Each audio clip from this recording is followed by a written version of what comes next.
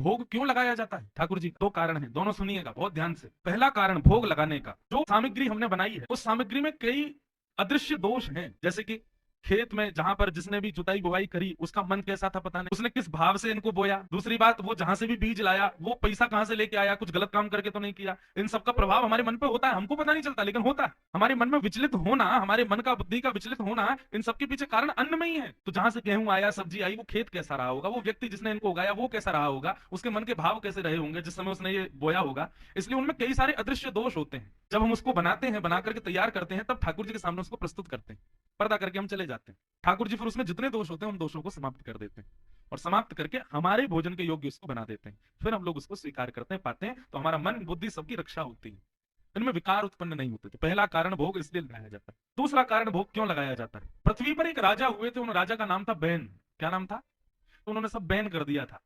क्या बैन किया था?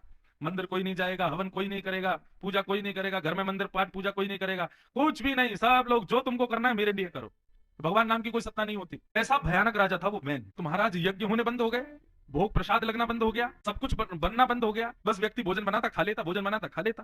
ना ठाकुर जी का भोग लग रहा है, ना कोई मंदिर जा रहा है, ना हवन हो रहे हैं, ना यज्ञ हो रहे हैं, ना कोई अनुष्ठान हो रहा है। करते करते महाराज कुछ वर्ष बीत गए। तो कुछ वर्षों बाद क्या हुआ, पूरी पृथ्वी पर अकाल पड़ने लगा, गेहूं उगने बंद हो गए, फल उत्पन्न होने सड़े हुए होने लग गए, या जो सब्जियां या फल होने लगे वो भी खाते तो वो विष के समान हो गए, उनको खाने पर व्यक्ति की मृत्यु होने लग गई।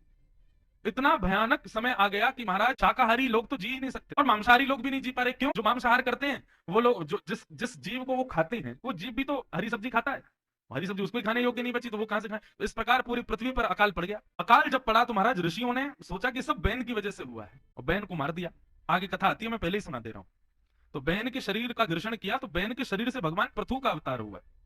और पृथु महाराज से सबने कहा भगवान खेती बाड़ी सब बंद हो गई है, कुछ करिए, पृथ्वी को बचाइए। तब पृथु महाराज ने पृथ्वी से पूछा, आप क्यों गेहूं नहीं उगा रही हो, क्यों चावल उत्पन्न नहीं कर रही हो, क्यों फल और सब्जियां आदि इन सबको क्यों आपने बर्बाद कर दिया, क्या बात है पृथ्वी, आप नाराज हो? तो भागवत की कथा है, पृथ्वी ने प्रकट होकर के कहा, मैं अपने ऊपर गेहूं, चावल, अन्न, फल, सब्जियां, ये सब मानव के जीव के स्वाद के लिए उत्पन्न नहीं करती हूँ। मैं इसलिए उत्पन्न करती हूँ ताकि कोई वैष्णव भक्त को, संत लोग मेरे द्वारा उत्पन्न की गई सामग्रियों को ठाकुर जी को यज्ञ के माध्यम से पहुंचाएंगे, भोग के माध्यम से पहुंचाएंगे, भगवत सेवा में उसका प्रयोग करेंगे।